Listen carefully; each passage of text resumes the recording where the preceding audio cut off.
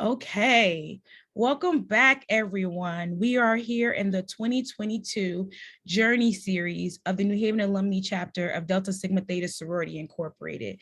Very excited for this second installment of the journey, bridging the wealth gap in our communities. It is said that pinpointing the wealth gaps is a long-lasting prevalence in the US and is complicated. Yet there is not one answer to eliminate the divide amongst our communities. Individuals still have to take those steps to mitigate these inequalities. That's where the education and financial literacy comes into play. It's an important part to combat these wealth disparities.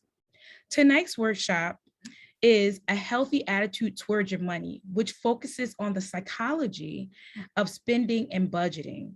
We have to remember that our attitudes towards money shape financial behavior, but the relationship varies depending on the type of financial behavior.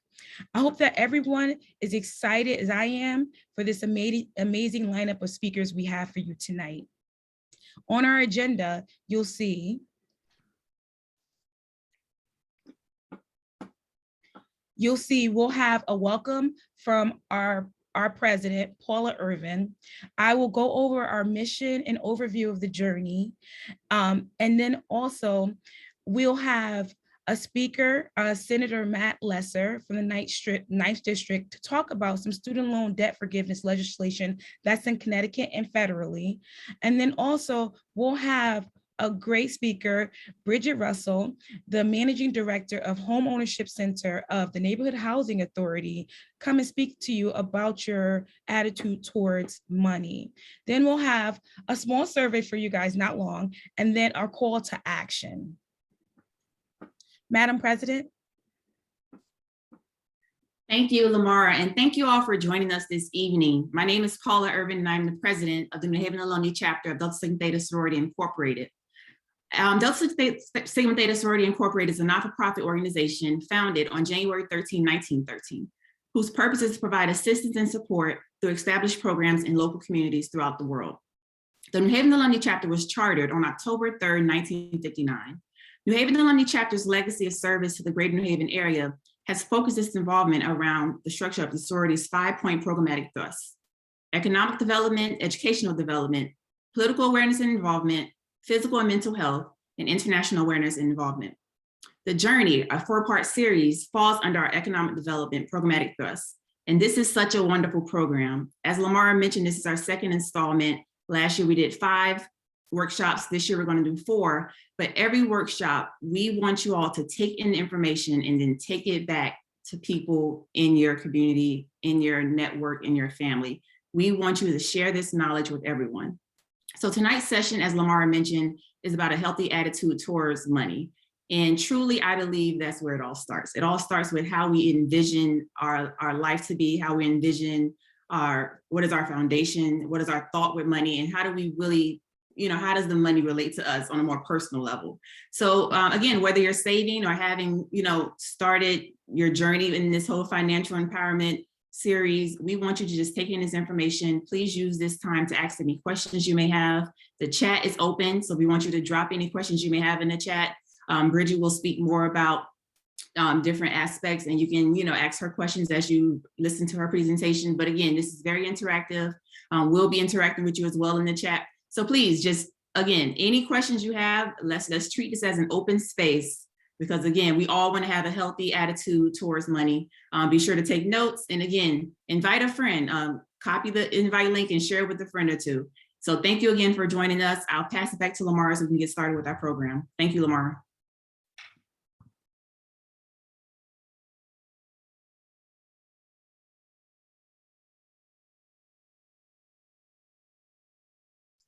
You're muted. Thank you. Okay, thank you, Madam President. So as you see in our next slide, we basically provided you with the highlight of what our mission is for the journey. We're here to empower our community members, you and ourselves, to confidently navigate through your finances in a way that supports our overall well-being, while centralizing and advocating for the economic support through services economic support services through community resources available. So as you'll see throughout the Journey series, this is what we'll be focusing on. We're here to provide those resources for you. We can go to the next slide. So here, as we did in the Journey last year, we had 5 different installments. This year, through some feedback, we were able to condense everything into 4.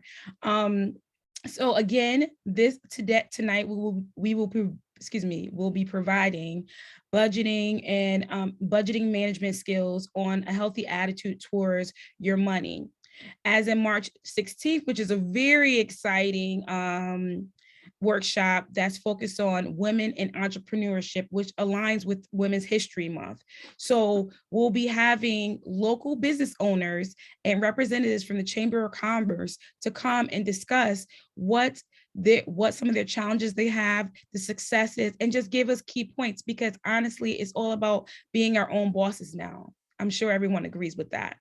And as in April 20th of this year, we'll have home ownership, buying the block back, because we know that generational wealth also is key there. So we'll have real estate representatives and a bank come and discuss with us some of the tools that we need and some tips for that.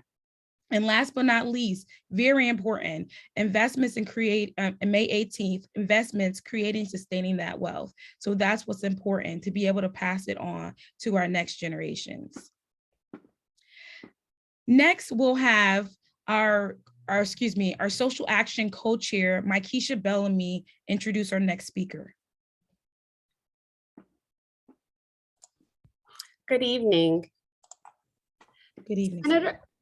Senator Matt Lesser represents the 9th District, serving the residents of Cromwell, Middletown, Newington, Rocky Hill, and Weathersfield. He serves as a deputy major leader and is the chair of the Insurance and Real Estate Committee. Last session, Matt worked with the NAACP Legal Defense Fund to introduce the Connecticut Voting Rights Act, and also led passage of legislation that provides prenatal care to every woman in Connecticut and health care for all children 8 and under. He is the author of the strongest insulin law in the country, capping the price of insulin at $25 per month. He played an instrumental role in the passage of the Mental Health Parity Act that ensures insurance coverage for people in the states with mental health and substance use disorder to conditions as they would for other illnesses. In addition to his work on health policy, Matt has been a constant leader on voting rights and elections, working with Secretary of State Denise Merrill on every major voting reform of the last decade. First elected in 2008, Matt defeated a longtime Republican incumbent. In 2018, Matt won an underdog race for the state Senate despite being outspent 5-1.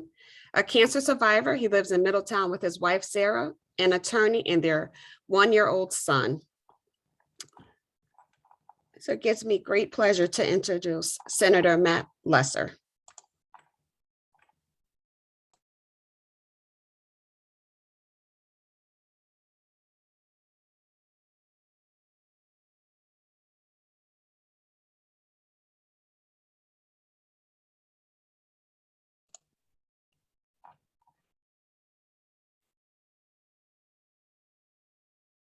Spare with me 1 second.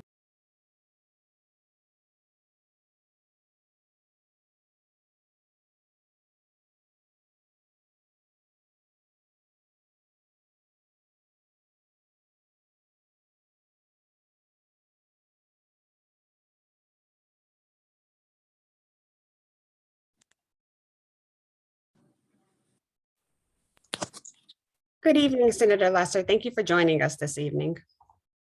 Good evening. Thanks so much for having me. Okay. At the time, the floor is all yours. Oh, wonderful. Well, thank you so much for having me on. And I want to thank you for raising this really important issue about student debt and what it's meaning for our economy, for the whole country, and for social justice in particular, and what we can do about it, both on the federal level, but also right here in Connecticut. So my name is Matt Lesser. I'm a state senator from Middletown. And I've been working on this issue since 2015. That year, I wrote a bill called the Student Loan Bill of Rights. It was the first law of its kind in the country. And the reason I did it was because of what I was seeing, which was that everybody I knew, people were graduating from college, or they were attending college and not quite graduating, but they were winding up in debt. And so what this debt was doing to folks was enormous. It was preventing people from getting the jobs that they wanted. It was the kind of debt that you couldn't, if you fell behind, you couldn't get rid of. Most kinds of debt, you fall behind, you can declare bankruptcy, but you can't declare bankruptcy when you've got student loan debt. It was preventing people from being able to make major life decisions, like having kids, getting married, getting a house. All of the ideas sort of about which we, have the American dream, were really falling behind because of growing student debt. And I looked into the history of student debt and where it came from in this country, and it's a really fascinating history. The Great Society that Lyndon Johnson wanted to create in the 60s was a civil rights agenda, right? He led the fight to working with the great civil rights leaders to pass the Civil Rights Act of 1964 and the Voting Rights Act and the Fair Housing Act. It was a whole concert of bills designed to create a just and equitable America, one where we have real equity. And the last major piece of that agenda, and we forget about this, was the Higher Education Act. The idea was, at the time, you had wealthy people going to college, and you had people who had GI benefits going to college, and those were overwhelmingly white because of how the GI Bill had been structured. But a lot of people were being left behind, and people could see that college education was more and more critical to economic success. And so the compromise, the Higher Education Act, was to have the federal government fund education. And it worked. Right afterwards, you saw a lot more people going to college, and that was great. It was one of the things that helped move a ton of people into the middle class and open up doors of opportunity. But what we've seen over the last couple of decades is people falling further and further behind. And instead of higher education being used as a tool to make opportunity available to everybody, it's now meant that as of the last time I looked, in the last year, it is actually, on average, thanks to student debt, you are in a worse position if you're a young man of color in the United States economically than you were back then, because of the enormous amount, enormous inequities in terms of who winds up having student debt. And it's not just a dollar amount figure, right? Because if you graduate or you attend a community college in Connecticut and you get just a couple of $1,000s in debt, it might as well be $1 million in debt, because you may be working, if you're not able to pay that off. You see folks who go to business school and get a couple $100,000 of debt. That may not be a big deal, but the dollar amounts aren't really critical. What really I focus on is who's able to pay it off and who isn't, and who's able to get out from under the mountain of debt and who isn't. And so Connecticut was the first state in the country to have a law where we are regulating the industry. Before that, people just said, hey, colleges can do what they want, lenders can do what they want. We now have real regulations. But now this year, I think we have an opportunity to do more. We've actually built up a lot of state funding. We have the largest rainy day fund in state history. And what I'd like to do, and I'm working with a group of legislators, is to get Connecticut, at least on the loans that we've issued, to start forgiving some of the debt for low-income folks, for folks who are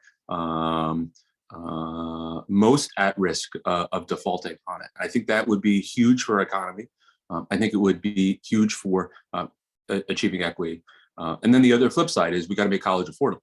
And that's why Governor has, working together, we were able to pass debt-free community college. This is something that President Obama spearheaded, and I was able to work on it in the legislature a few years ago. We were able to get free community college through. And Governor Lamont this year has said that he wants to make tuition free for all Connecticut colleges in the next year. I don't know if we can quite do that. I hope we can. But I just want to say that it's important not just to look forward and say young people growing up today should be able to go to college. I think that's true. They should be able to go to college without getting saddled with debt. But we also have to do something for the hundreds of thousands of people in the state who have debt right now. The biggest thing that can be done is President Biden can step up and provide real debt relief to everyone. He could say with a stroke of a pen that we're going to forgive, the first $25,000 or the first $50,000 of debt that people have, because most of it's owned by the federal government. And he could just do that. He has not done that yet, but I know that he's thinking about it. And so I think if this is something that you think would be helpful for folks, we can move forward and urge the president on a national level to take some leadership action. But we don't need to wait for him. I think Connecticut, on the state of the debt that's owed by the state of Connecticut, we could do the same thing here. And I'm hoping we can do that this year. So working on it, and love to take any questions about what I'm working on. And I think this is an incredibly important issue, and probably nothing that we talk about as a state would be more important for entrepreneurship, for equity than tackling this issue.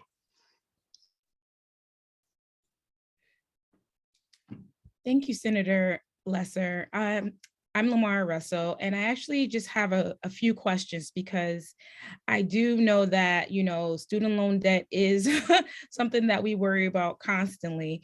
I actually, so as for Connecticut, are these focused on public or private institutions?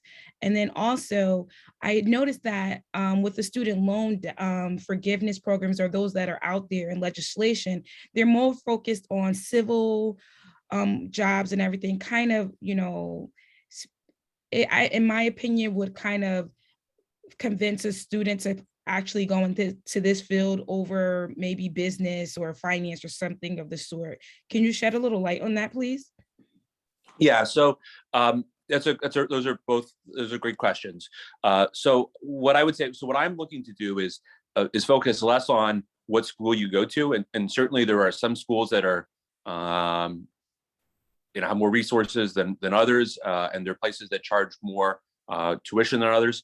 But I really focus on where you got your loan, and the biggest source of loans is from the federal government by far. And then in Connecticut, though, we have a state agency called CHESLA, and CHESLA gives out loans. And when I first got interested in this issue, I was like, what are you charging for loans? What interest rate are you charging people? And they said 6.8%. I said, well, that's kind of high.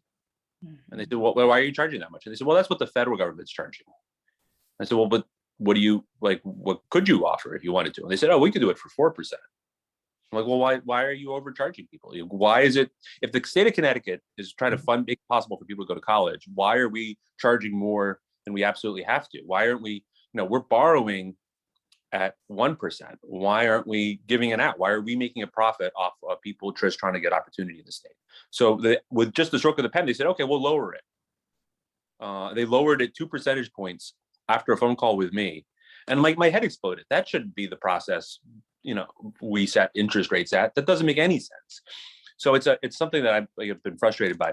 Now, there are some federal programs about loan forgiveness. There's the public service loan forgiveness program. I think that's what you're talking about. And it says if you go into a public field, and that could be, working for the government, it could be working for a nonprofit.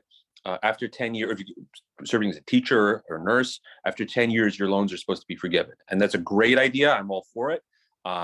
What we were seeing, especially under the last president, whose name I'm not going to mention, was that it wasn't working. The people who were working for 10 years, and they said, oh, your paperwork is all screwed up, start over again.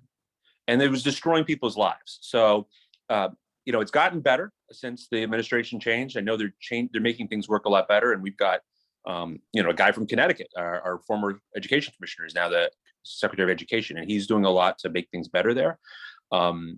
But it's still too complicated. And it's hard enough to go to college. It's hard enough to do well in college, but you shouldn't have to then spend the rest of your life figuring out how to get out from under the debt. And so what I'd like to do is just to make it as, when I've talked to my colleagues about what can we do about debt forgiveness in 2022, I've said, the one thing that's important to me, and we're still sorting this out because people are saying, well, we should require people, we'll forgive your loans, but you should do a lot of public service. You should go and volunteer at a soup kitchen. And, I volunteer at soup kitchens. I'm sure I know that Deltas do a lot in the community. I know you guys, know how important it is, but I know that if we make people jump through a million hoops, what we're going to wind up doing is we're going to miss a lot of people who need help.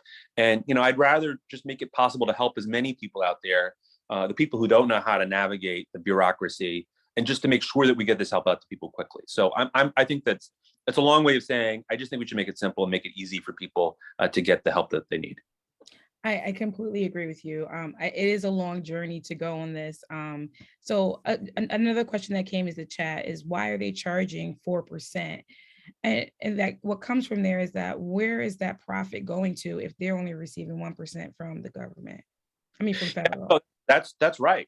They shouldn't be, to my mind, the federal government, when they go out to buy loans, when they go out to borrow money, people are paying the federal government to take their money. Like the interest rates are really low right now. And the idea, and what happened during the pandemic was, they said, well, you know what? A lot of people are hurting right now.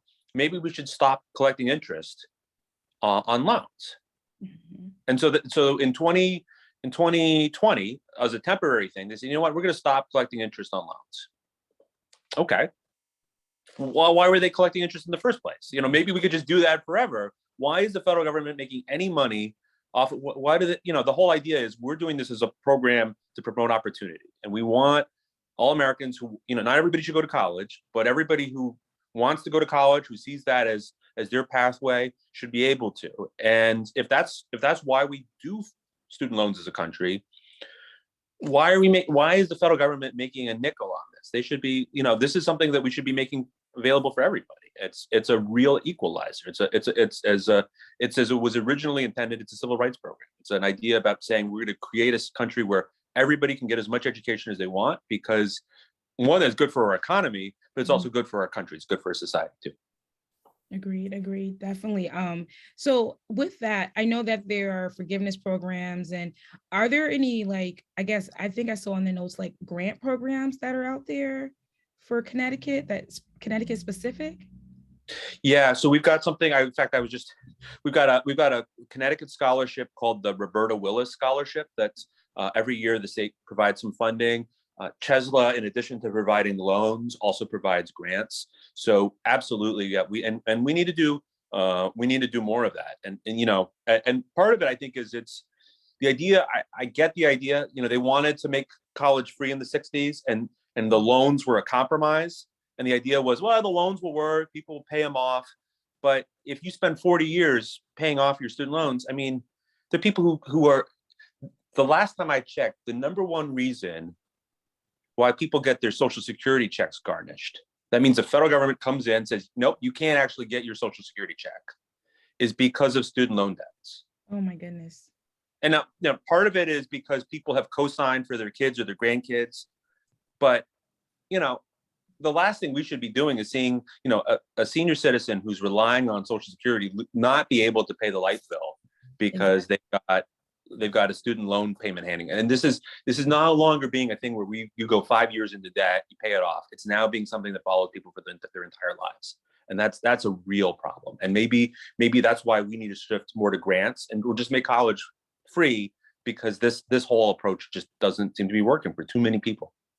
I completely agree. Because, when you think about it, sometimes it's like, is it mortgage or student loan payment? Mm-hmm. So, yep. That's another thing that's causing the gap. So, wow, this is really great. The work you're doing is amazing. Definitely. Thank you for that. And we definitely want to continue to follow you in what you're doing, and definitely support you in this. No problem. Are there any questions? I'm loving this conversation. I don't want to hog Senator Lesser, but are there any additional questions? Okay, well, I definitely I know that we have your contact info if it's okay, if any additional questions come, but definitely we hope this is the last time we hear from you. More to come. I'll come anytime. And no, it's great to talk about the issue. And please call on me. And if you have any suggestions about ways we can be more helpful, please let me know. I want to, this should be a two-way street. I shouldn't be telling you about what I'm working on. If there are things that you think I should be working on, please let me know. Oh, remember you said that. We'll remember that. I'm in Fred. That's my offer. Okay, perfect. Thank you so much. Take care. Take care. Wow, that was great. I hope that everyone enjoyed that. Because I am guilty. I need to know how to get rid of these student loans. So more to come on that. We definitely do have a call to action for this at the end of this call. So please definitely stay on so that we can hear more about these from our co-chair of our Social Action Committee.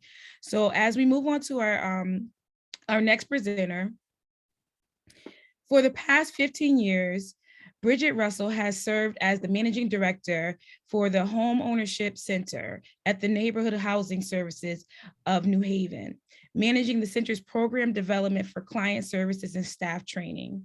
She also directs operations of pre and post-purchase curriculum design, credit coaching, financial literacy, foreclosure prevention, and reverse mortgage counseling. She does a lot, guys. In addition, she manages HOC Realty, the newly formed nonprofit full-service realty company in which it is first of its kind in the state. Prior to coming to Neighborhood Housing Service of New Haven, Bridget served as the home ownership director for Vision Financial Services, where she managed a 3-year contract for Freddie Mac for a statewide lease purchase home ownership initiative in Louisiana.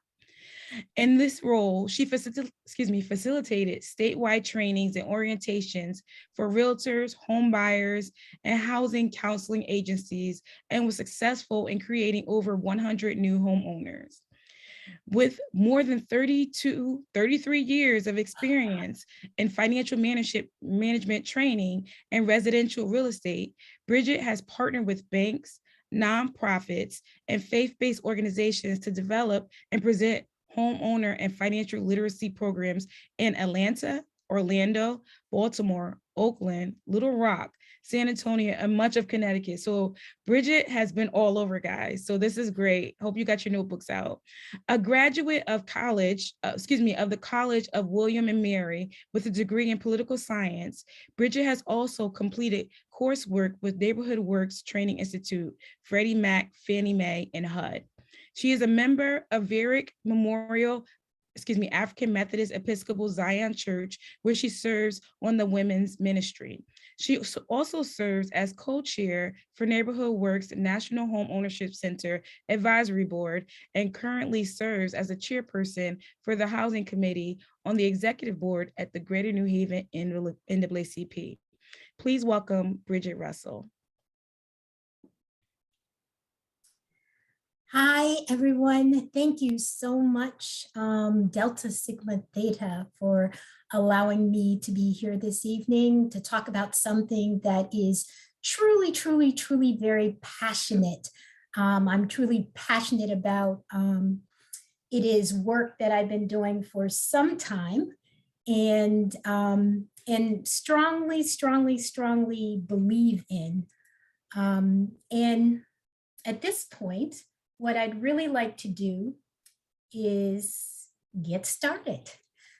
So I want to talk to you this evening about shifting your money paradigm. I like to start this way. We live in a credit-driven, instant gratification society that's all about the accumulation of material stuff. And we've bought into this, unfortunately.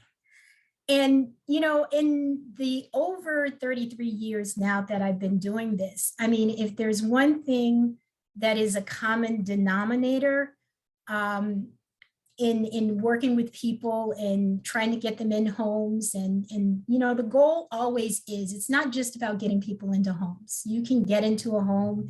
There are mortgage products out there. It's really about sustainable home ownership. It's really about getting people with the right mortgage products, getting people with a mortgage that's aligned with whatever their affordability need is. So more or less aligned with your pocketbook, so to speak.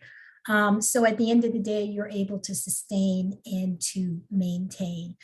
And that is why I want to start with the money paradigm. I mean, we've taught financial fitness classes, landlord classes, home buyer education classes. And sometimes it's like, teach the financial fitness class, start with the budgeting, you know, all the different things that you need to do, the tools for better money management. But after so many years in the business, if there's one thing I realize, it is so important where you are psychologically in terms of your relationship with money. So that's why I want to start with shifting this paradigm. And there are, if you ever came to my house, you're going to see so many books, so many financial advisors that I like to read and glean from in presenting some of the materials in my classes. So in this particular seminar workshop, a lot has been taken from The True Cost of Happiness. Stacy Tisdale, who's Connecticut's own, who is in Bridgeport. She was a financial journalist, worked with several of the major networks, inclusive of CNN, appears on the Breakfast Club from time to time. She and Paula Boyer-Kennedy wrote an excellent book that I would recommend to people, The True Cost of Happiness. And then another author who I really like, Michelle Singletary, wrote The Financial Fast. So if you're thinking about, well, what is that? You know, equate that with going on some sort of food fast, or suppose you're on a spiritual fast. The Financial Fast, she used to publish it in the Washington Post, the curriculum, well, part of the Financial Fast. I mean, because this is a bigger book. And it generally, you know, when you think about the beginning of the year, and sometimes people are talking about the various things that they're going to give up or things that they're going to start to do in terms of their resolution. The Financial Fast was really looking at that 30-day kind of fast where you weren't using credit cards, you were paying all your bills in cash. And we'll talk about a little more about that as we move on, why paying in cash is different than paying with a debit card or a credit card. And especially with a debit card, because sometimes people will question me and they'll say, well, Bridget, what's the difference? My debit card, it's tied to my checking account or my savings account. So that's money that's coming out. But it's always easier, guys, to swipe or insert a debit card than it is for you to count out your hard-earned cash. So we'll talk a little bit about her book, and then another personal favorite, Buyology. So the truth and lies in what we buy. I always want people to know that, you know, hundreds of millions of dollars every year are spent where psychologists are getting together with industry, and we are so studied. We are studied by our ages, by our sex, by our ethnicities, by our race, because marketeers want to figure out the best way to separate us from our dollars. So that's something that always needs to be in the front of your mind.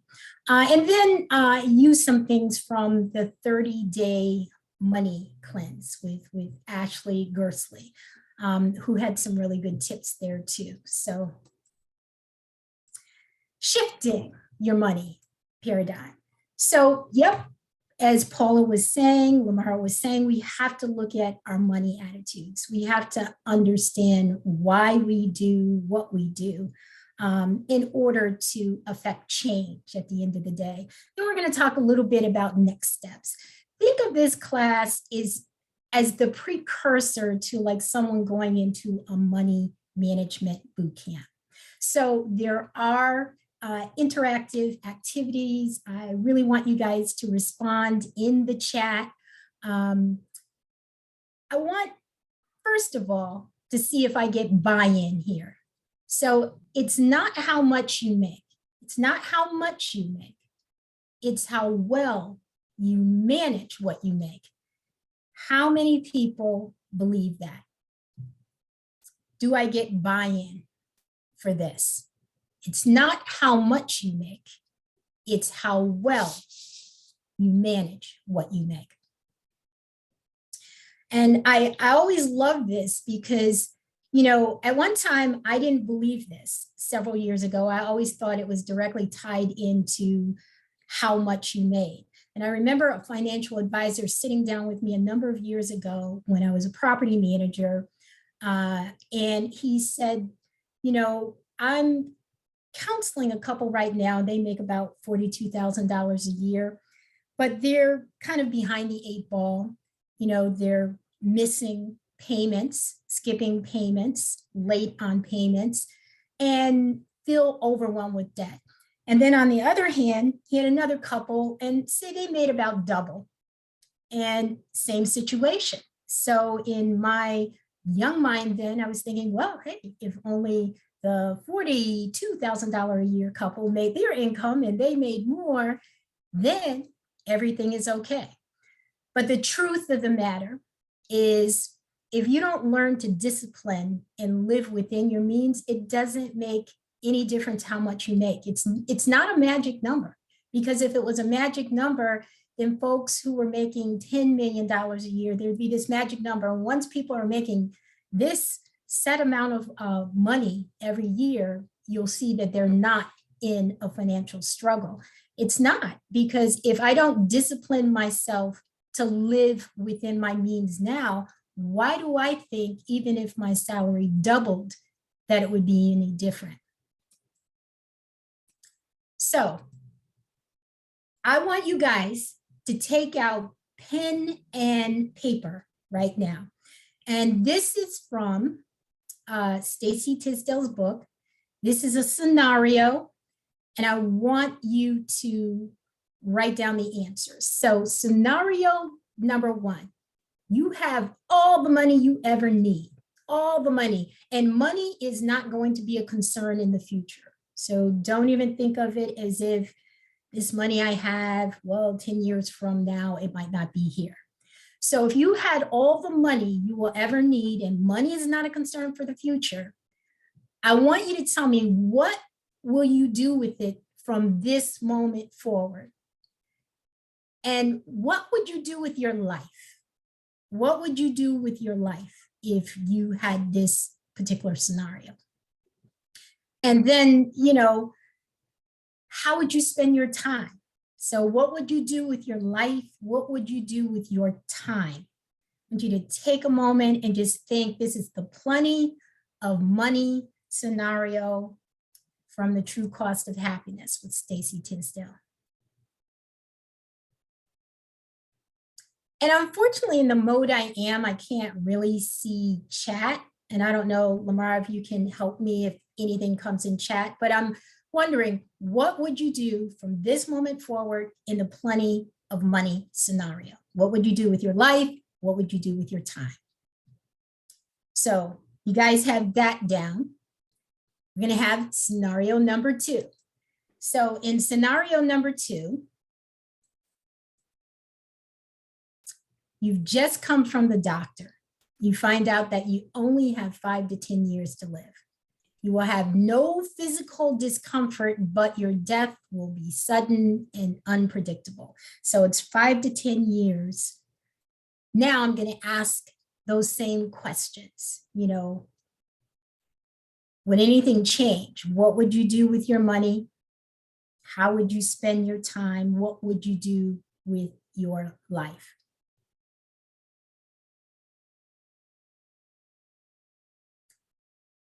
And then, of course, we have a scenario number three. In scenario number three, you've gone to the doctor, you find out you're going to be leaving in 24 hours.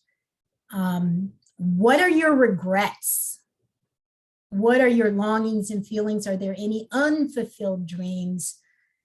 What do you wish that you had accomplished with this precious gift that we call life? that's just about to end? Is there anything different? So the question that I want you guys to ask yourself when you look at your answers from all three scenarios is, how did things change as you progressed with the scenarios, or did they change? And the second question I really want you to ask yourself is, what things were important to you? What things were important to your core? And I want to kind of put this aside from now and come back to it.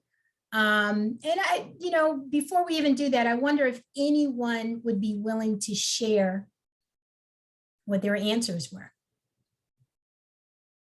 Hi, Bridget. Yeah, there was a response that scenario 1 and 2 was to become a philanthropist and support others to become financially stable. Another one said that my general happiness is at the core. So let's see, the care of my family is at my core. Yeah, I definitely would agree with the family aspect. I found that as the questions went along, my focus kind of went more from, not superficial, because mine was like travel more, but then it went to the more of the family at the core. And then one says, my regret worrying about perfection instead of living and enjoying loved ones. Wow. So Yeah. Bridget, my immediate thought was time. You go from scenario 1 where you got all this money and you got all this time. And by the end of scenario 3 is now you only have 24 hours. Exactly. So your mind shifts from where I thought I had all this time, it's what do I do in my last 24 hours? The money doesn't even matter at that point now for me. Exactly. It doesn't matter for me anymore. It's what am I going to do with the 24 hours I have left in this life? Absolutely. And time is that finite resource that so often we take for granted. Right. We take for granted. So, and it gives you a chance to kind of explore what are the things that are really, truly valued at your innermost core. And that's what we're always trying to get to when we're talking to people. So I want to do some money myths, and I want you guys to tell me whether they're true or false.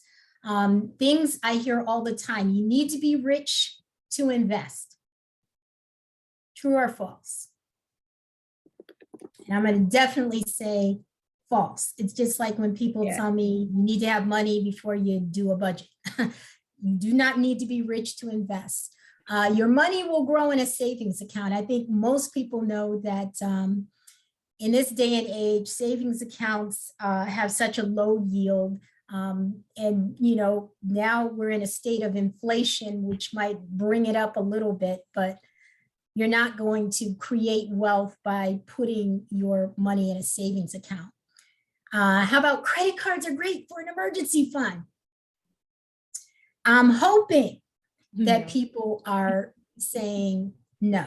Credit cards are not what most financial advisors would say should be your go-to as an emergency fund. Sometimes you might have to use a credit card to book a flight for some urgent need, but it shouldn't be a go-to. And it's never too late to invest. I hope people think that it's never too late to invest. I have Arthur Ashe's quote on my email, and I always love it. It's kind of, start where you are, use what you have, do what you can. It's always starting where you are instead of looking at the fact that, oh, I waited until I'm 40. I waited until I'm 50. Let's see what we can do where you are right now.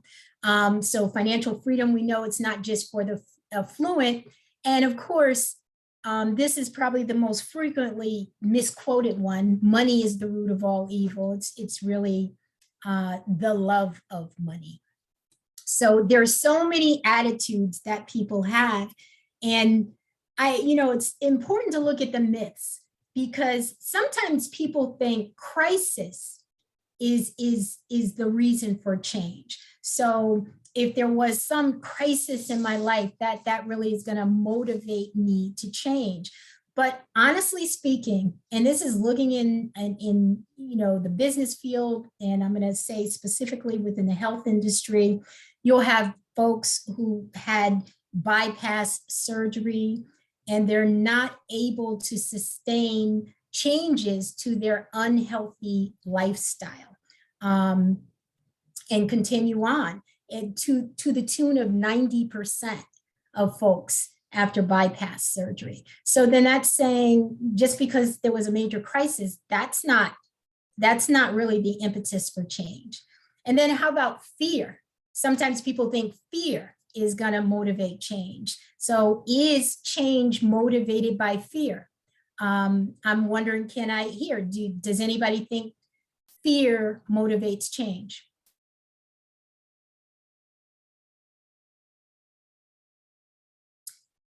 Because if you think it does, it's funny. They said, actually, it's too easy for people to go into denial of bad things that might happen to them.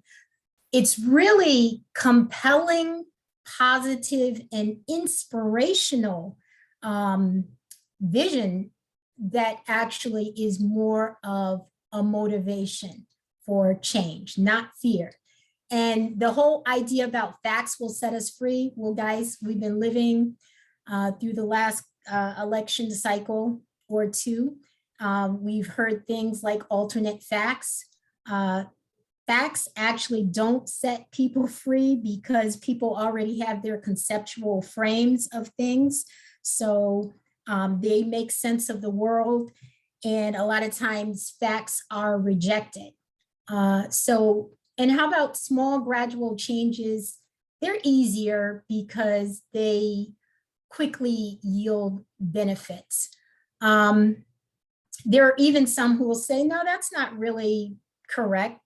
Sometimes you can make radical sweeping changes that actually help people to change because they see the benefits quicker with sweeping change than with small gradual changes.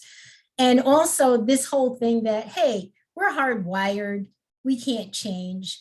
And that's really depending on, there are two types of, I call it in terms of looking at you with your mindset. Do you have a growth mindset or do you have more of a fixed mindset? And if you have a fixed mindset, where you believe that, external things really factor into whether or not you're able to do something, then that's when you're less likely to change. So much of it is really based in our psyche.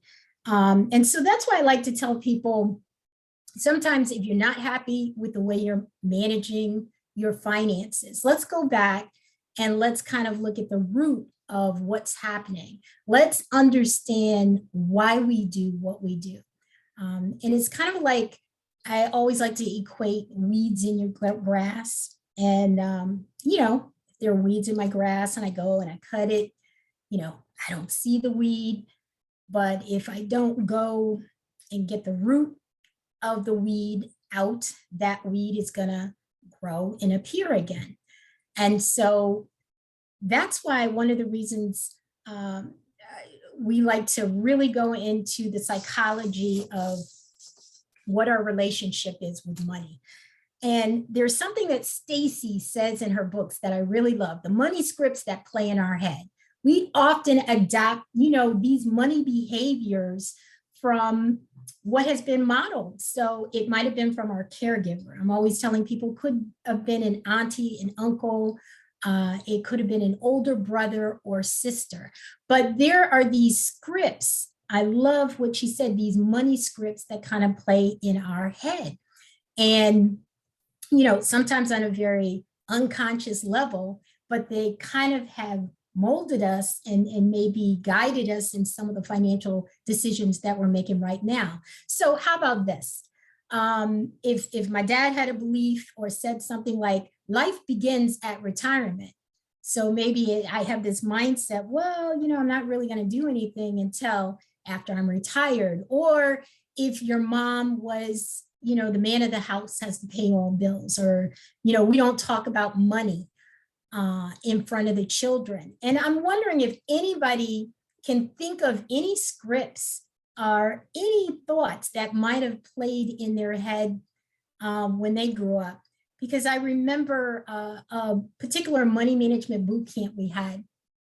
And there was a lady, and we were talking about how things are modeled. And sometimes some of the way you're handling your finances is just a indirect relation to what you saw.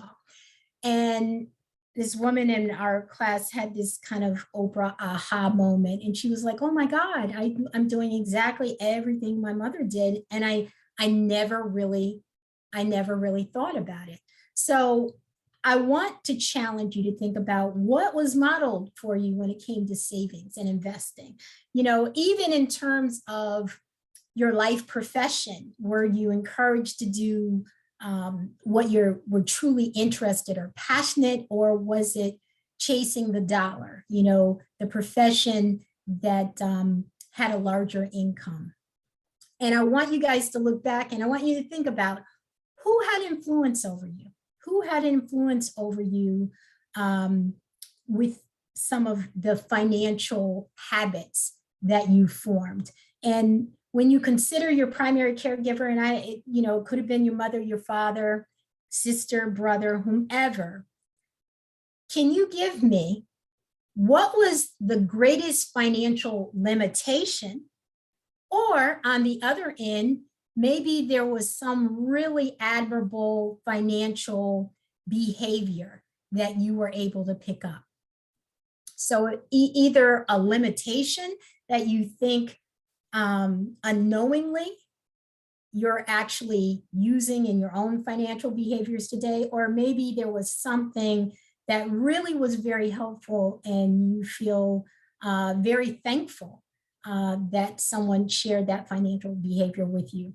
Because I'm telling you guys, in the years that I've been doing this, when I have a very young person who comes in and they want to purchase a house and they have a very high credit score, say their credit score is 750 on up, and I'm always telling people you want to be in the 700 club, and the 800 club membership has its privileges.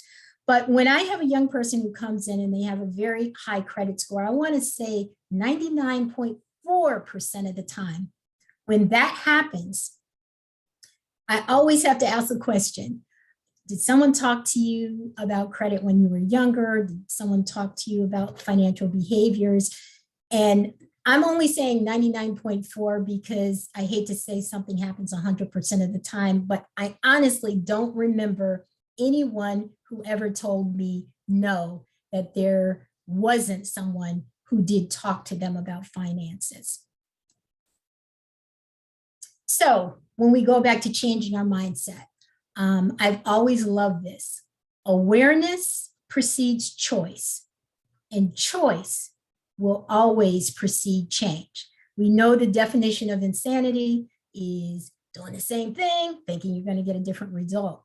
But the awareness part is always very important, understanding why we do what we do. So guys, fill in the blank right here. I feel blank about my money management skills. How do you feel now about your money management skills? Maybe you feel really good about them. Maybe you feel they need to be improved, but just fill that blank in.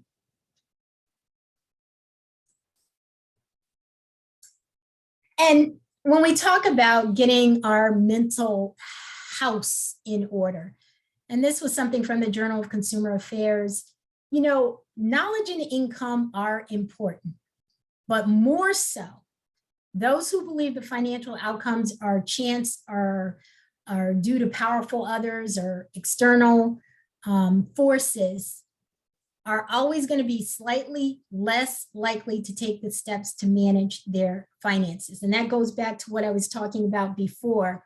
If somebody is of a growth mindset where they see, it's more in their control to actually affect change, or if it's that fixed mindset where, these external conditions are always going to limit me in terms of what I can do. So, when I think about those money scripts that play in your head, I always get mad at the old adage, sticks and stones may break our bones, but words will never hurt you. Nothing could be more untrue than that. Words do great harm. Scripts that we play can do harm. I'm bad at managing money. I'm an idiot. I'll never get it.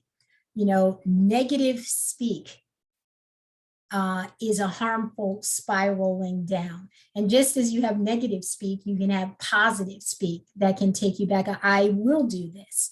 I am going to accomplish this. I am going to master, being a great steward of my finances. So words matter. Sometimes people hate that B word. Sometimes people just hate the word budget because it sounds restrictive. So what I say to people, guys, call it a spending plan. In the 30-day cleanse, she calls it a happiness allocation plan. Whatever it is, you need to have some sort of plan. Most people who come into me, they have a very good idea of exactly how much they make. They can rattle off to me to the penny. This is what I bring home every 2 weeks. This is what I bring home every week. But what people don't know is the outflow. No one can, with that great confidence, tell me exactly what they're spending on a monthly basis. So to me, that whole idea of that happiness allocation, that spending plan, that's accountability. That's accountability, but it's a positive accountability because you guys work hard for your money. You know what's coming in, but you really would want to know what's going out so that you can really have control and manage. So this is something that moves you from the victim to victor, from passive to being really proactive. So the very first thing I would tell people, if someone told me, I've never had a spending plan, or I started my happiness allocation plan and it wasn't working, so I didn't follow through on it, or I've never really had success at doing it. The very first thing that most financial advisors are going to say, and I'm going to say because I've seen the success with individuals over the years, is start with a money or a spending journal, money journal, spending journal, whatever you're going to call it. And I want you to write down everything that you spend. I want you to take a 30-day challenge. Sometimes I will tell people a 60-day challenge. Take a small notebook, make 3 columns. One column is the date. The second column is the item. The third column is the amount.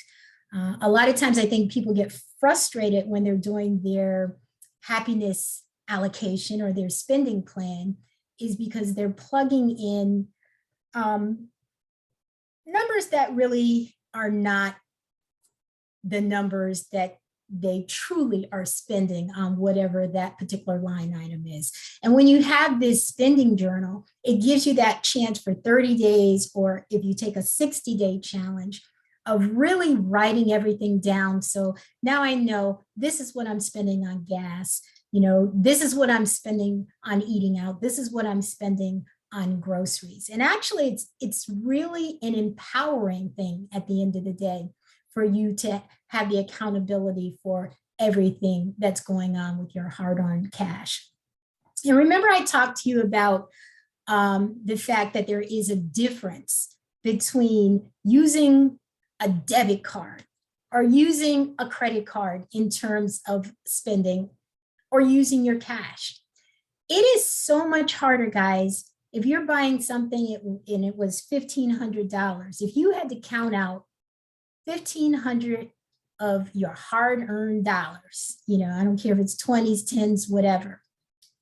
It is psychologically harder for you to do that. And don't you know the marketeers know this, businesses know this?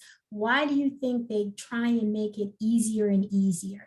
So your debit card, your credit card, why? Because you'll spend more. I'm in the financial fast. The reason why Michelle Singletary says for this 30 days, you've got to commit to spending only cash. Because suppose you were going to the grocery store. I know I got $200 in my bank account. You know, I'm only intending to spend $75. I'm going around the grocery store and I'm probably just kind of taking a little mental note. I'm adding it up. Yeah, it's somewhere around 75. But if I have $75 and I know what I bring up there has to be no more than $75, I am much more mindful of everything that I'm doing. So what the marketing companies want, they want you to be really disconnected from your spending. And when you're disconnected from your spending, you're not paying attention. And it is easier with a debit card, a credit card, or an Apple card, which is, you know, even more simplistic, to give away your money. So, you know, forewarned is forearmed. And that's why I'm always telling people, the people I've seen who've had great success, start with this spending journal. And then I'm a big person for looking at your debt to income ratios. Everybody should know what your debt to income ratio is. And what is that? If you're going to buy a house, they talk about the DTI ratio. And basically, they take your house payment plus the monthly debt that you guys have on your credit report. So go to your credit report. If I have a Connex Credit Union loan and that's $300 a month, they're going to add that. You know, the senator was talking about your student loans. And, you know, just to piggyback off what he said, so many times in the pursuit of home ownership, I've seen folks who have pretty large student loan debt and how the lenders would look at the debt. If there was no payment that was listed on the credit report, they would take $100,000 worth of student loan debt, and they were counting 1% as your payment. So that would be $1,000. And when you had that much debt, a lot of times it's going to factor in that what you're going to afford as a mortgage, or what the bank is going to qualify you for as a mortgage, is going to be so much less than what you were anticipating. So unfortunately, I'm really praying for the fact that they do what they've been saying they're going to do in reference to student loan debt. But getting back to your debt to income ratio, guys, looking at all your monthly debt on your credit report. So your monthly credit card bills, your student loan debt, car loan debt, whatever else you have on there, and adding that to your housing debt. And usually most banks would say it shouldn't be more than 43% of your gross income. That's supposed to be a comfort level. When we started looking at a lot of our customers, I would say their average debt load was 50% of their gross monthly income.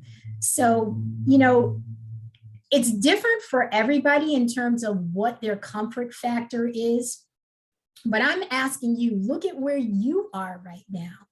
And I want you to determine, where do you want to be? Where do you want to be? You know, some people have that kind of debt-free mentality and want to be as low in debt as they possibly can be. They might just have a very low interest rate mortgage that they're paying. And so in order for you to get to wherever you want to be, once again, guys, what do you have to change? What has to change? One of the things that I love about, you know, a lot of the financial advisors that I read, and it goes right back again to awareness precedes choice, and choice precedes change. The financial advisors say, look, I can't tell you what to change in a budget. I'm not here to discern what is a need or a want in your life. You have to do that. And that's why I wanted you guys really thinking about your values, so that your decisions are aligning with your values. So when I'm looking at that paradigm shift, you have to have the awareness. Awareness precedes choice, choice precedes change. The awareness and the conviction to take action. Because if you're not taking action, there's not going to be any change. And the drive to execute and the commitment to actually maintain. So these are the important attributes. And that's back to start where you are, use what you have, and doing what you can. So right now, I'd like to do an exercise with you again. I want to look at governing values. So let's talk about this stuff that is truly important to who you are, to your innermost core. So I have 20 things down here. Family, faith, love of God, love, service to others, kindness, courage, integrity, honesty, financial security, education, health, spouse, children, loyalty, honor, patience, self-control, faithfulness, friendship, and church. And I'm wondering if you guys can write into chat, I want you to pick 5 things that you say are important to who you are. 5 values important to your core. So I want, in no particular order. So you don't have to say, let me figure out what's first, second, third, fourth, fifth. But just pick 5 things that are very important to who you are. Wow, I want you to really take a moment to do that. 5 out of 20, that's tough. 5 things. Can't have all 20. Right. Let's see. So while you guys are doing this, I read something once on happiness, and it said, happiness was equated to, as you have goals in different areas that are important to you in life, and that you are actually striving to achieve in these areas that you say are very important to your core. In fact, if you're so busy working on your goal and your action plan in these areas that you say are so important to you, guess what? You don't have time to be depressed because you're working towards something. It's just like if you're in a job, you're not happy with the job, but you're going to the job every day. I'm not happy with the job. But now if I say, I'm not happy with the job, but I'm going to go back to school, or I am putting my resume and I'm redoing my resume, I'm contacting, my LinkedIn folks, and now I'm actively looking. So it's like you're taking charge to make change. And that's why equally as important as it is to have some sort of a spending plan, and starting out with some sort of a money journal or spending journal to understand how you're spending your money right now. I think it's important to have a goal journal, and all the financial advisors will say you need to have goals in all areas of your life. So you guys, you picked 5. Mm-hmm. And so think of yourself as that middle circle. That's you. And then the intersecting circles are these core values that you have. So in this particular case, maybe it was faith, love of God, family, health, financial security, and community service. So then I ask you, what are you doing in each of these areas to get you any closer to any goals that you hold? So if I'm looking at health and I'm saying health and fitness, and maybe I'm looking at the way I eat, maybe I'm looking at physical activity that I'm getting, or some sort of meditational or yoga or holistic activity. What am I doing in these areas to get me whole in this area? What am I doing if family is important to me? Do I have work-life balance? Am I putting the time element there to be with my family on different occasions, on special occasions? The same if I say I want this closer relationship with God. So what am I doing? Am I in a women's ministry? Am I, attending church? What am I doing to further myself there? And you should always challenge yourself, because if you're telling me things are important to your core, what are you doing in those areas? And if you have financial security, like I said, you're looking at all areas of where you feel there's importance. So I'll talk a little bit more about financial security, but I want you guys to think about time cliches. We talked about time before. We talked about time at the very beginning because we said, wow, first you had the plenty money scenario. I wasn't even thinking about time. This is what I was going to do with my life. This is how I was planning, spending the money, and then all of a sudden you brought a time element into it. And maybe that changed some of the things that I thought I might do. And then we brought a true time element in it. And it brought us back to that whole thing that time is a finite resource. Think of all the cliches. So time waits for no one. Time is of the essence. Yeah. And time flies like a bird, or he came in a nick of time, or you know what? I completely lost track of time. I mean, all the cliches about time. And what you have to ask yourself is, what are you doing with this finite resource that we call time to get you any closer to these areas that are important to your innermost core? So if it was financial security, what area of financial security is it? Is it looking at insurances? Is it looking at investments? Is it increasing my credit score? Is it purchasing a home? Is it purchasing an investment property or two? What is it? And that's where we talk about the goal setting process. It's important to have goals. Guys, have a goal notebook. A goal is a dream with a target date. So that's a deadline. So I'm always telling people your goal statement, your action plan, you got to have a target date. It keeps you accountable. I don't care if it moves. I don't care. I mean, I might have the goal of going back to school to get my master's, but I have a target date and I have an action plan. And maybe I'm able to do things quicker and it stops. Maybe I have to push it out a little bit.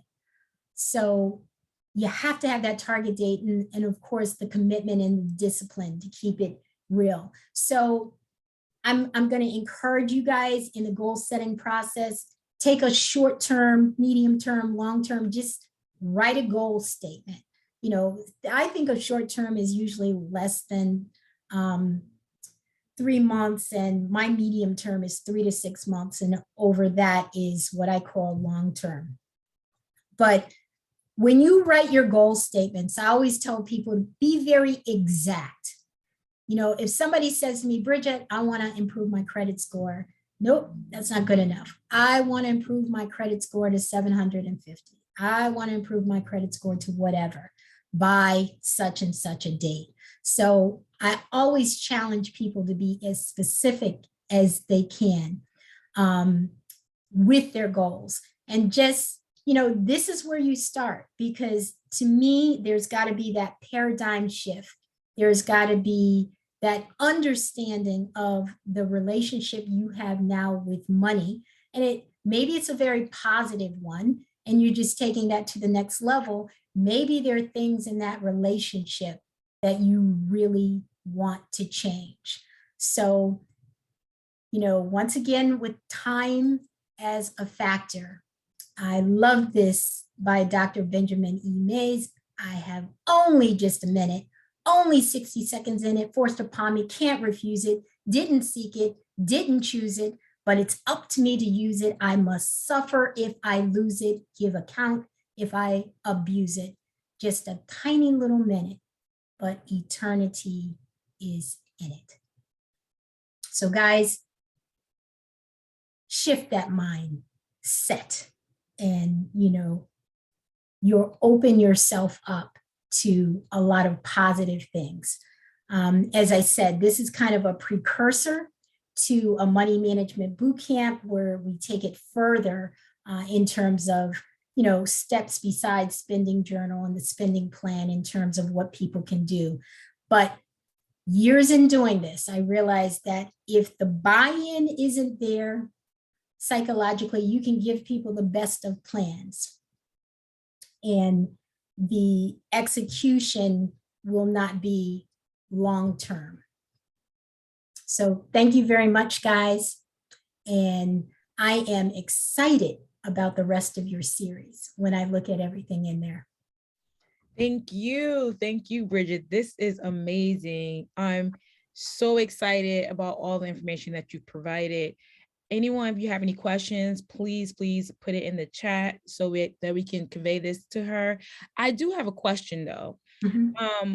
Well, I know you mentioned the money management course, boot camp. How would someone, if they're interested in that, participate in that, or is there certain requirements or so like that? No, our money management boot camp is going to be online. In fact, the second part of the money management boot camp starts this spring. And I can't remember the date, but all someone would have to do is go to our website and go hit a button to go into the training center.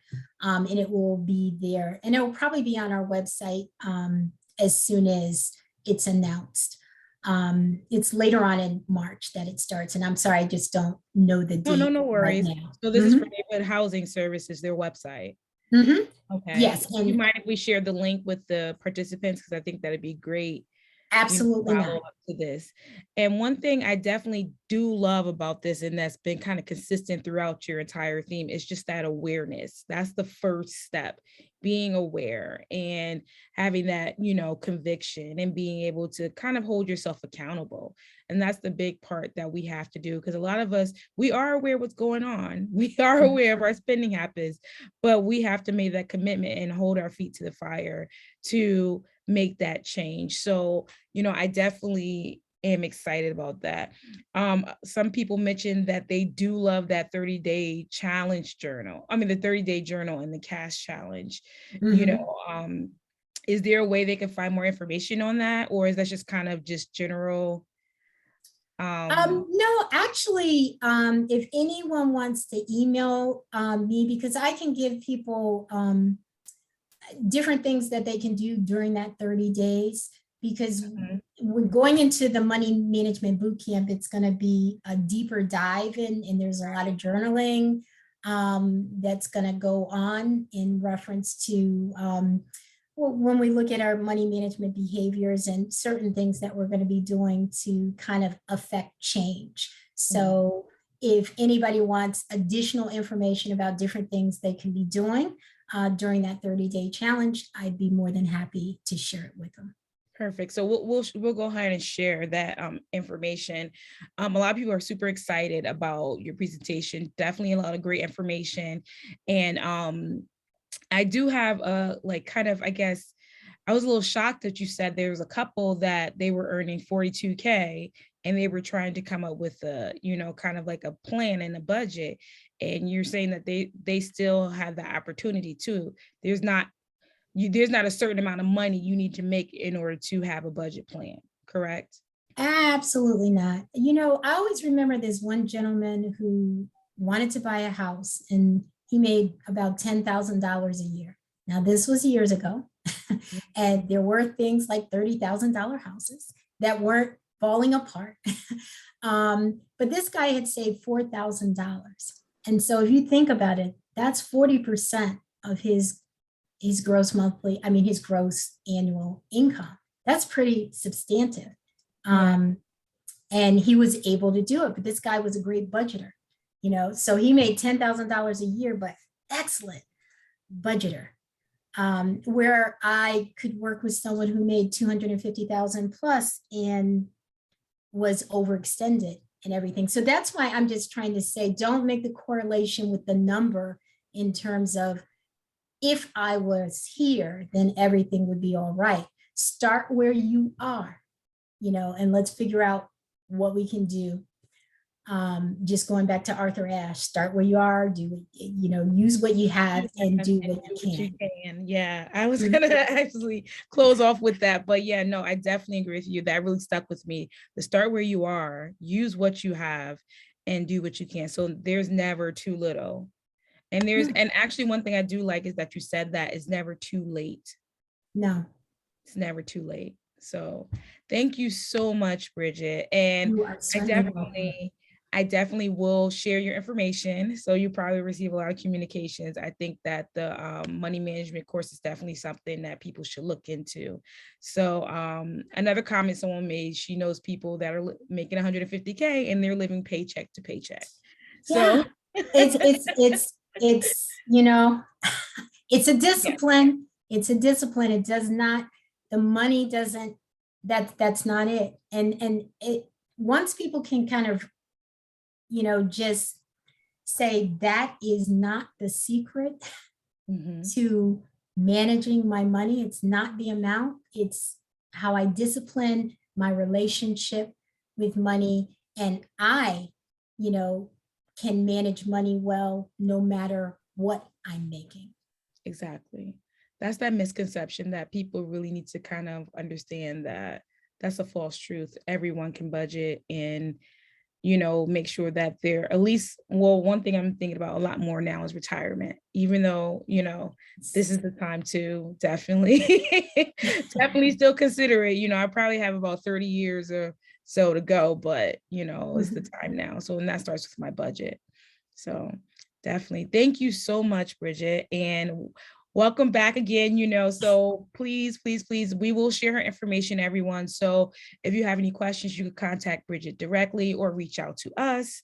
Programs at nhacdst.com and .org, and we can connect you. Thank you, Bridget. Have a great evening. All right, you too. Thank you. So everyone, please do not hang up. We do have a quick polling survey for you, and it's just a few questions before our final call to action, which will circle back to what Senator Lesser was discussing. So we got to remember that we're using all this great information, but we still have to have action in our communities. So I will pass this on to our president, Paula. Hi, yes. So I hope you all got a lot of great information from Bridget. And I will definitely, I can recommend the neighborhood housing services again, and they have services from the beginning of your financial journey all the way through. So please take a look at their website. I encourage you to sign up for the workshops. They are free, they're at no cost. So there's no excuse, check it out, because there's no cost to their services they provide, and it's open to everyone. So again, if you're looking for just resources and just how to learn, please engage. So we're going to launch the poll very quickly. So again, as Lamar mentioned, don't sign off. We definitely want your feedback and just want to hear more about how you enjoyed the session tonight.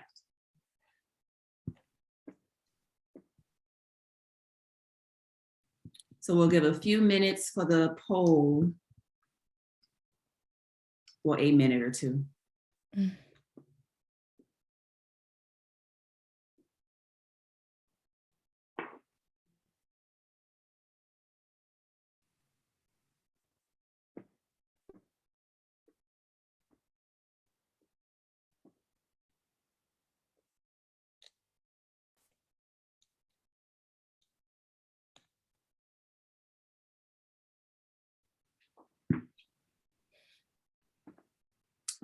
All right. Yeah, these questions are pretty lengthy, so we'll give a couple of minutes.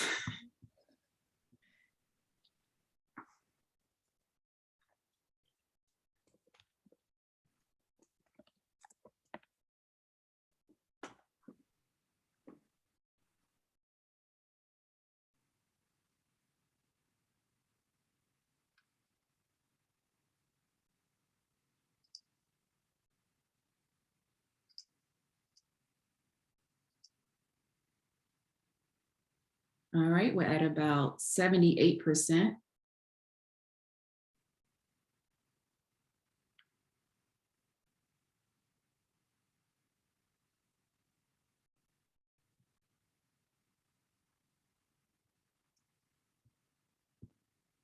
All right, so I'm going to end the poll and share the results.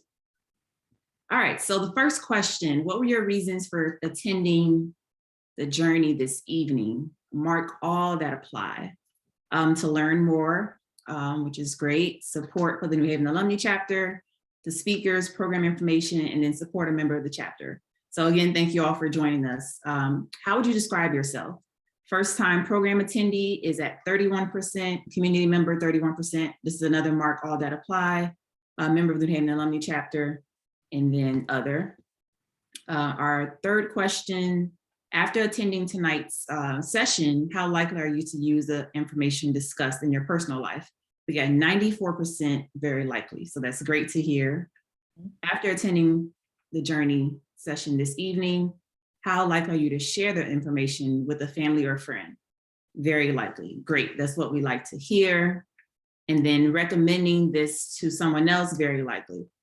And then the last question asks, how do you feel? So great to see that no one feels confused. Wonderful. That means that Bridget shared the information to a point where no one had any, uncertainty about it. So that's great to hear. 81% is empowered, 63% is knowledgeable, and then 31% welcome.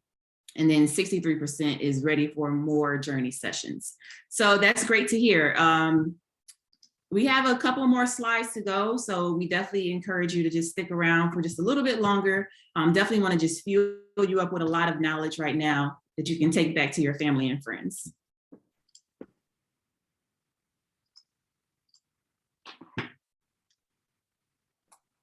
So now we'll welcome back our co-chair of our Social Action Committee to give you the call to action. Mykesha? The cost of higher education has increased significantly. The price doubled at public two-year and private nonprofit four-year schools, while in state tuition and fees at public four-year schools have tripled. The majority of student debt consists of federal loans, and currently there are more than 30 federal loan forgiveness programs. The most prominent is the Public Service Loan Forgiveness Program. However, recent Government Accountability Office report found that only a small percentage of applicants were approved. Among those that were rejected, a majority were due to filing and clerical errors. Yet more than 70% were due to the lack of manual or clear guidelines of program requirements, such as eligibility, employer certification, and correctly counting payments towards the required 120 needed for loan forgiveness. The second most prominent federal loan forgiveness program are income-driven repayment plans. However, circumstances can change, especially when life circumstances happen for the borrower, such as a family medical emergency or when a borrower is drawing from multiple sources of income. Connecticut has 7 student loan forgiveness and reimbursement incentive programs in statute. These programs generally offer certain borrowers with reimbursement grants or loan forgiveness as an incentive to work and live in Connecticut. However, only one, the Minority Teacher Incentive Program, is currently being funded. The current debt situation raises concerns about how individuals dealing with debt can participate in the economy. For many individuals, wrestling with debt means delaying or being denied home ownership and economic growth. Senator Lesser was the principal author of the nation's first student loan Bill of Rights, which was signed into law in 2015. The Student Loan Bill of Rights licensed student loan servicers and provided consumer protection for student loan borrowers. The legislation required that any person who services student loans in Connecticut become licensed with the Banking Commission, prohibiting several practices such as misapplying student education loan payments and reporting inaccurate information to credit bureaus. So my conversation to you is that if you fall behind on your student loan payments or experience issues with crediting principal and interest payments, attempt to resolve the dispute by directly contacting the student loan servicer. Once you are working with the student loan servicer or manager evaluate whether or not the issue is being resolved in a timely manner. If it is not, send your request in writing to the service headquarters by certified mail. Give the company a specific time to respond to you. If your services does not respond in a timely manner, you may want to follow up with the company's ombudsman program. I'll provide a link in the chat for the Consumer Financial Protection Bureau, which has a list of ombudsman programs depending on who your servicing loan servicer is. If the company's ombudsman does not respond in a timely manner, contact the U.S. Department of Education. And I'll also provide you with information for the student loan, federal student loan ombudsman group, and they can provide you with an additional assistance. Our call to action is for you to contact our legislatures and recommend the following to help reduce student loan burdens. When allocating state financial aid, emphasize need-based aid over merit-based aid. Set institutional accountability standards for schools that receive state grant aid and require post-secondary institutions to adopt strategies to help reduce student debt burdens. In addressing the issues of student loan and debts, legislatures have the opportunity to help keep post-educational education affordable and to allow people to continue to grow with economic wealth. And I'll provide all of the links for you in the chat. Thank you, Lamara. Thank you, Mykesha. So everyone, just basically remember that this is still a work in progress. There's currently legislation out there, but remember that just like the senator said, we can still guide him and let him know what we need. You know, that's what we have to remember. Legislation, they work for us. They are our civil servants. So if we have anything that we see is lacking or missing, let's reach out to our senators. Let's reach out to our representatives and let them know what works for us. So if we go to our next slide. So yes, thank you. As you can see, we're missing a little bit at the bottom, but our next workshop is actually March 16th on a Wednesday, again, from 6 to 8 p.m. That's the time we've allotted for that. I provided the QR code up there so that you can scan and register if you need the link again. But this is Women in Entrepreneurship. So we have women in the New Haven County that have their own businesses that started up and have had they're doing what they love and doing what they're experts in. So they're going to come out there and they're going to share their experiences with everyone. And then also we're going to have a representative from the Chamber of Commerce to discuss, you know, what resources are out there for us as Black entrepreneurs that we're currently not utilizing. So it's going to be really robust and informative, and it's Women's History Month. So let's definitely go out there and support our neighbors, basically. So thank you again. And I hope to see you next time. Have a great evening.